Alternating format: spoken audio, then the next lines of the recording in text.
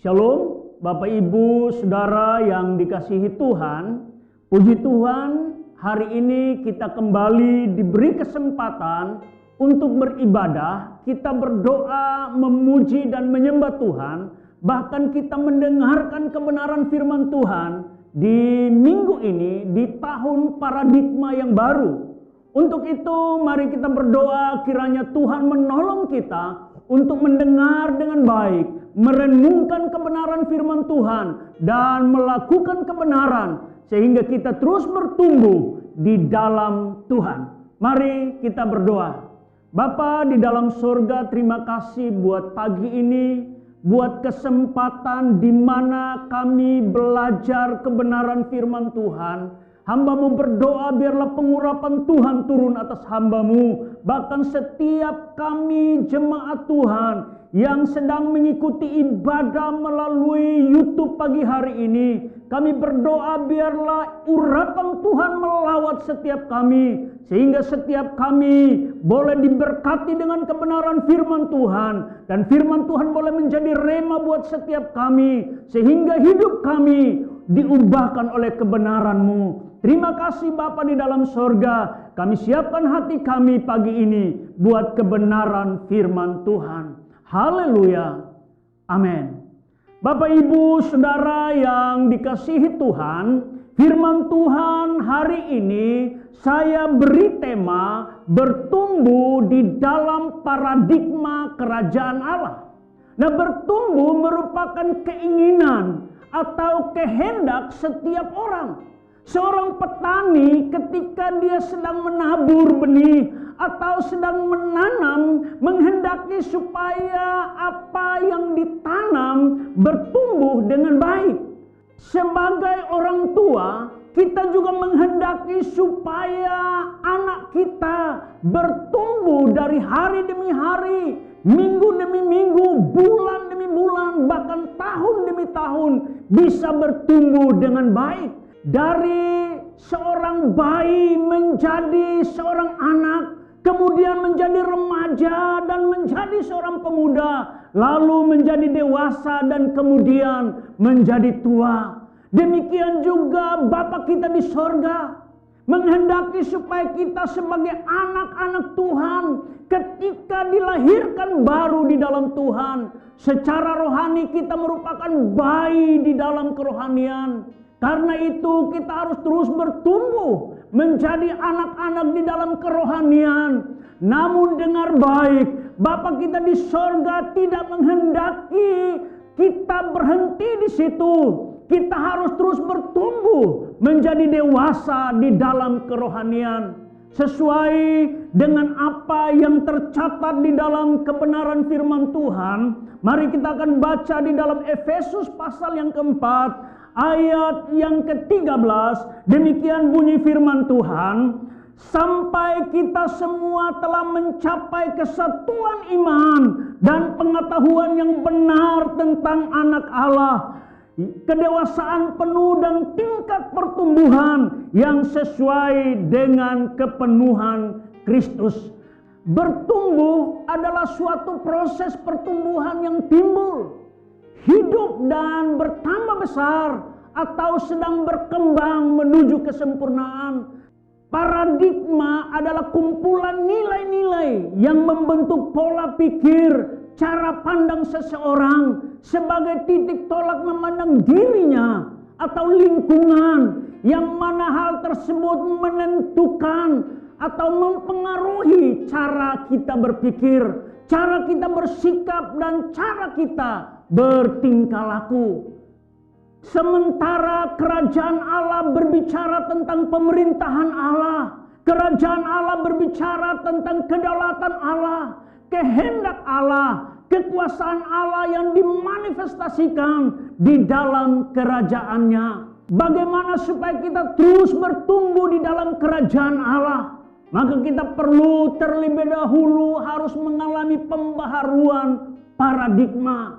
Mengapa harus demikian Bapak Ibu Saudara? Karena Roma pasal yang ke-12 ayat yang kedua berkata, janganlah kamu menjadi serupa dengan dunia ini, tetapi berubahlah oleh pembaharuan budimu, sehingga kamu dapat membedakan manakah kehendak Allah, apa yang baik, yang berkenan kepada Allah, dan yang sempurna. Firman Tuhan berkata, janganlah kita menjadi serupa dengan dunia ini. Mengapa Rasul Paulus berkata, janganlah kita menjadi serupa dengan dunia ini? Sebab 1 Yohanes pasal yang kedua ayat yang ke-16 dengan jelas berkata, sebab semua yang ada di dunia, yaitu keinginan daging, keinginan mata, serta keangkuhan hidup, bukan berasal dari Bapa, melainkan dari dunia. Ayat yang ke-17 berkata, dan dunia ini sedang lenyap dengan segala keinginannya. Tetapi orang yang melakukan kehendak Allah tetap hidup selama-lamanya. Sejak manusia Adam jatuh ke dalam dosa, semua manusia sejak lahir, bahkan sejak di dalam kandungan, kita sudah mewarisi benih dosa. Pemazmur berkata, di dalam Mazmur pasal yang ke-51 ayat yang ke-7 berkata, sesungguhnya dalam kesalahan aku diperanakan, dalam dosa aku dikandung ibuku. Karena itu kita tidak perlu diajar lagi cara berpikir yang jelek atau yang jahat. Kita tidak perlu lagi diajari cara bersikap yang jelek atau yang jahat lagi. Kita tidak perlu diajari bertingkah laku yang jelek atau yang jahat. Karena secara otomatis terbentuk dengan sendirinya. Karena apa? Karena firman Tuhan berkata bahwa semua manusia telah jatuh di dalam dosa. Sudah ada benih dosa di dalam diri kita sejak di dalam kandungan.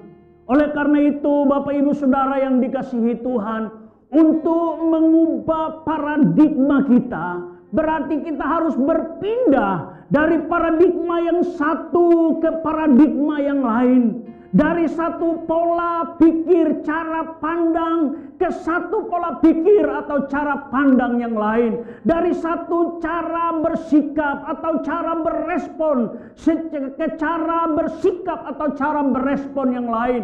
Dari cara bertingkah laku atau bertindak ke cara bertingkah laku atau bertindak yang lain. Dan ini membutuhkan apa yang dinamakan dengan sebuah proses.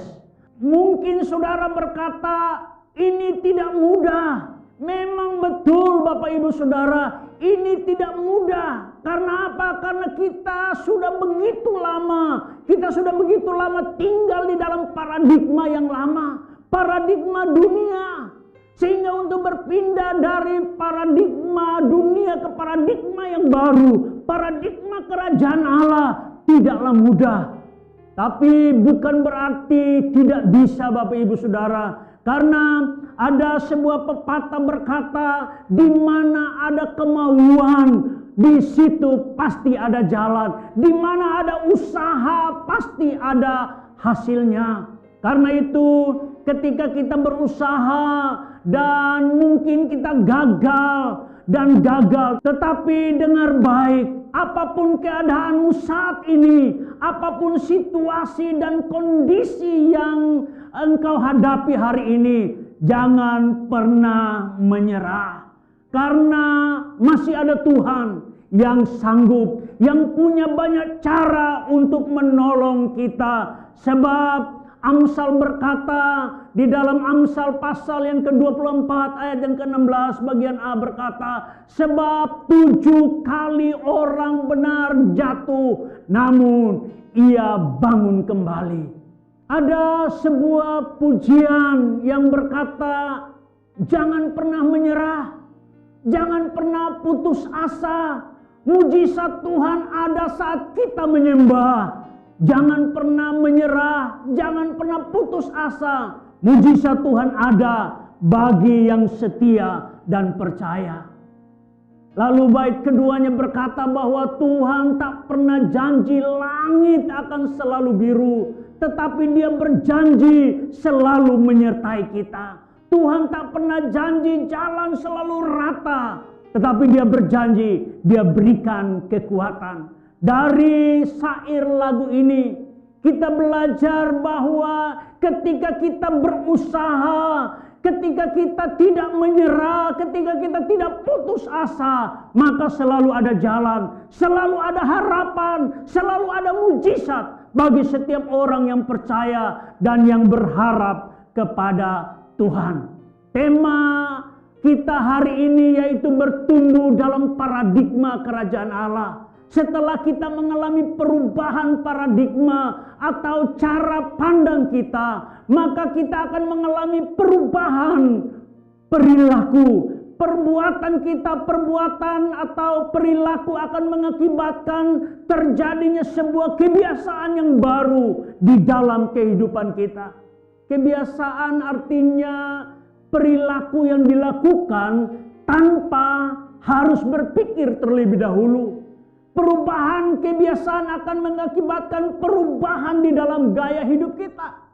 Dan ketika itu merupakan gaya hidup kita, maka itu akan menjadi suatu habit kita, suatu kebiasaan yang dilakukan terus menerus di dalam kehidupan kita. Dan pada akhirnya perubahan gaya hidup akan membuat kita mengalami pencapaian di dalam hidup kita.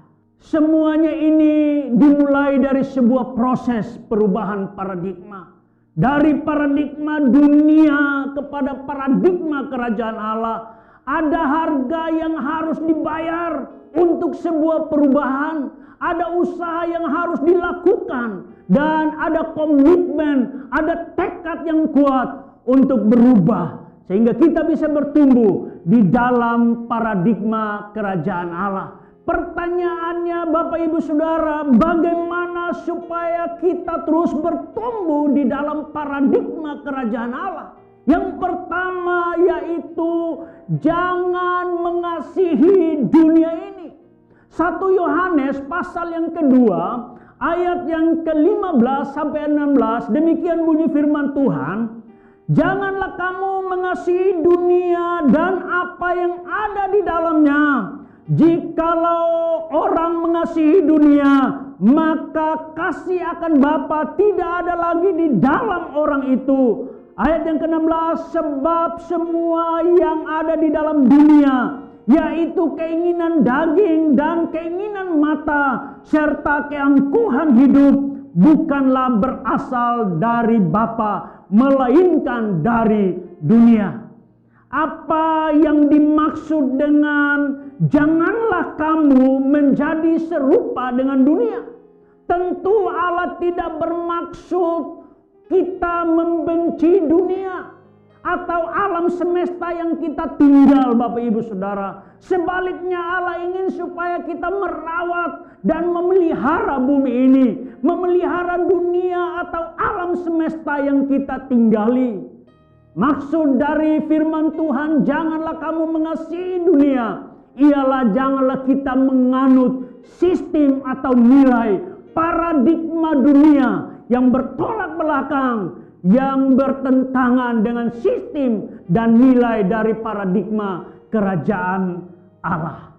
Pada umumnya istilah dunia di dalam Alkitab merujuk kepada sistem kejahatan yang dikendalikan oleh setan yang berusaha menjauhkan kita daripada Tuhan.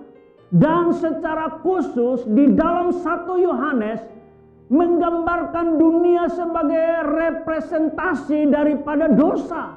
Maka firman Tuhan berkata, janganlah kamu mengasihi dunia dan apa yang ada di dalamnya. Disadari atau tidak Bapak Ibu Saudara, paradigma kita sedang dibentuk. Kalau kita mengasihi dunia, maka dunialah yang membentuk paradigma kita. Sebaliknya kalau kita mengasihi Tuhan, maka Tuhanlah yang sedang membentuk kita sesuai dengan paradigma kerajaan Allah. Ketika kita mengasihi dunia, maka itu hanya akan membuat kita tidak bertumbuh dalam kerohanian. Kita akan mengalami kelumpuhan dan tidak berbuah. Karena itu, supaya kita bisa bertumbuh di dalam paradigma kerajaan Allah, Rahasianya yang pertama, jangan mengasihi dunia dan apa yang ada di dalamnya. Sebab apa firman Tuhan katakan bahwa sebab dunia ini sedang lenyap dengan segala keinginannya. Oleh sebab itu, kalau kita mengasihi dunia ini, maka kita akan ikut lenyap dengan dunia ini. Bagaimana supaya kita terus bertumbuh dalam paradigma kerajaan Allah? Hal yang kedua, yaitu pikirkan perkara-perkara yang di atas. Kolose pasal yang ketiga, ayat yang pertama sampai ayat yang kedua berkata, karena itu kalau kamu dibangkitkan bersama dengan Kristus, carilah perkara yang di atas, di mana Kristus ada, duduk di sebelah kanan Allah. Pikirkanlah perkara yang di atas, bukan yang di bumi. Ada sebuah ungkapan bahwa apa yang engkau pikirkan, itulah yang engkau kerjakan. Artinya semua tindakan kita adalah akibat langsung dari apa yang terkandung di dalam pikiran kita. Karena itu Rasul Paulus menasihati kita supaya memikirkan perkara-perkara yang di atas.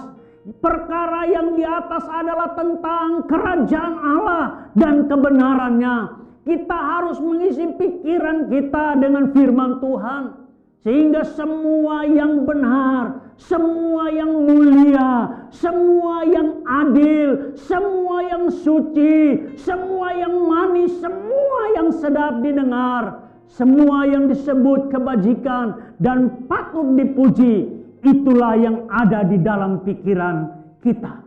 Ketika ini semua ada di dalam pikiran kita, maka secara otomatis akan terrefleksikan di dalam setiap tindakan kita sehari-hari. Perbuatan kita akan selaras dengan firman Tuhan. Semakin pikiran kita diperbaharui oleh firman Tuhan yang adalah kebenaran itu, maka paradigma manusia lama kita akan terkikis dan paradigma manusia baru, paradigma kerajaan Allah akan bertumbuh di dalam pikiran kita. Pikiran kita adalah medan peperangan yang harus kita taklukkan kepada Kristus.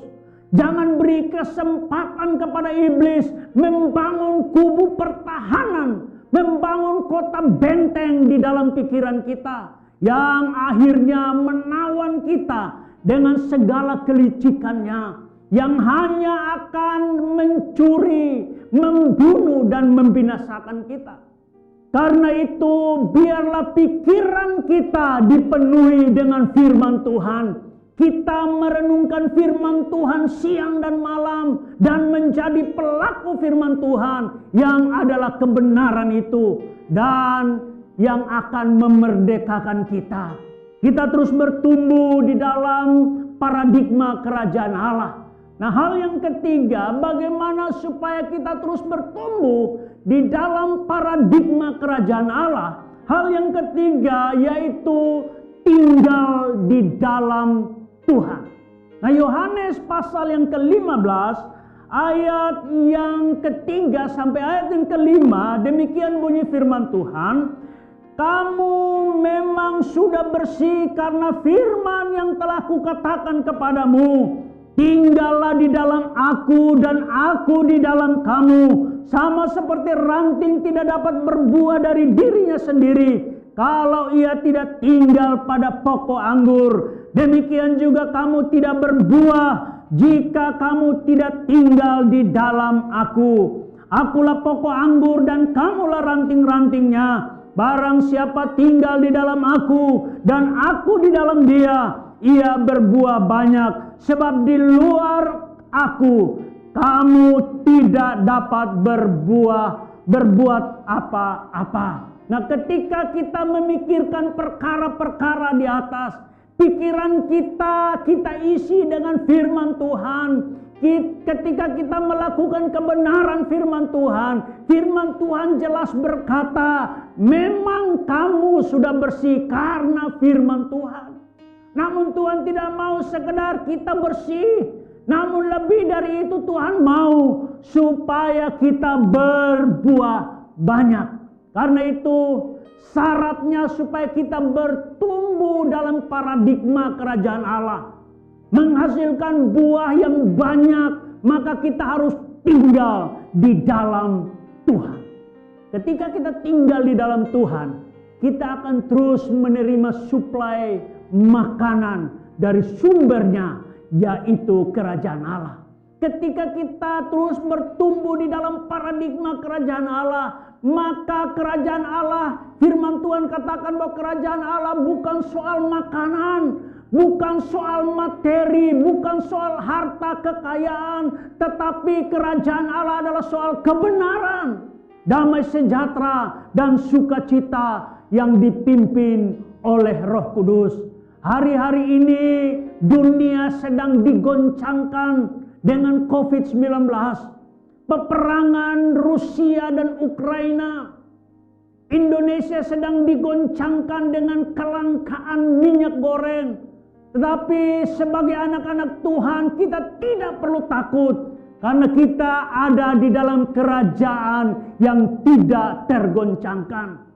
Ada 3 hal yang perlu kita lakukan supaya kita terus bertumbuh di dalam paradigma kerajaan Allah. Yang pertama yaitu jaga hati supaya tidak mengasihi dunia lebih dari mengasihi Tuhan. Lalu yang kedua yaitu jaga pikiran supaya pikiran kita hanya tertuju kepada Allah dan menaklukkan kepada Kristus, sehingga tidak ada kesempatan bagi iblis untuk mengambil tempat di dalam pikiran kita. Lalu yang ketiga yaitu tetap tinggal di dalam Tuhan. Supaya kita terus bertumbuh ke arah Dia yang terus menuntun kita untuk terus bertumbuh di dalam paradigma kerajaan Allah. Bapak Ibu Saudara yang dikasihi Tuhan, kiranya kebenaran firman Tuhan ini menolong saya dan saudara untuk terus bertumbuh di dalam Tuhan. Dan biarlah kebenaran ini boleh menjadi rema buat kita, supaya kita semakin hari semakin bertumbuh dewasa di dalam Tuhan. Amin. Mari kita tunduk kepala sebentar, kita mau berdoa. Bapa di dalam sorga, terima kasih buat kebenaran firman Tuhan-Mu pagi hari ini. Biarlah kebenaran-Mu ini boleh memerdekakan setiap kami dari paradigma yang lama, dari paradigma dunia, dan berpindah kepada paradigma kerajaan Allah, paradigma yang Tuhan kehendaki dalam kehidupan kami. Karena itu Tuhan, hamba-Mu berdoa, biarlah Engkau melawat setiap kami, biarlah setiap kami boleh menaklukkan segala pikiran kami, biarlah kami tidak mengasihi dunia ini lebih daripada mengasihi Engkau, dan biarlah kami terus tinggal di dalam Tuhan, karena kami tahu ketika kami tinggal di dalam Tuhan, maka kami akan terus bertumbuh dan menghasilkan buah yang banyak. Terima kasih Bapa di dalam sorga. Hamba-Mu berdoa buat umat-Mu yang sedang ada di rumah-rumah. Tuhan, apapun pergumulan mereka, apapun masalah, persoalan yang mereka hadapi hari-hari ini, hamba-Mu berdoa di dalam nama Tuhan Yesus, biarlah ada jalan keluar buat setiap mereka. Yang sakit Tuhan sembuhkan, yang lemah Tuhan kuatkan, dan biarlah kebenaran firman Tuhan-Mu boleh memerdekakan setiap kami. Terima kasih Bapa di dalam sorga. Hamba-Mu sudah selesai berbicara, tapi biarlah Roh Kudus Allah terus bicara buat setiap kami. Di dalam nama Tuhan Yesus kami mengucap syukur. Haleluya. Amin.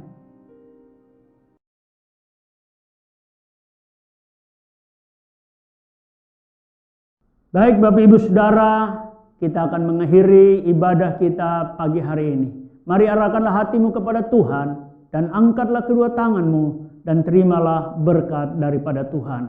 Anugerah Tuhan kita Yesus Kristus, pertolongan Allah Bapa dan persekutuan dengan Roh-Nya yang kudus, biarlah tinggal menyertai saudara mulai pagi hari ini, esok sampai Maranatha. Tuhan datang pada kali yang kedua menjemput saya dan saudara. Haleluya. Amin. Puji Tuhan, Tuhan memberkati.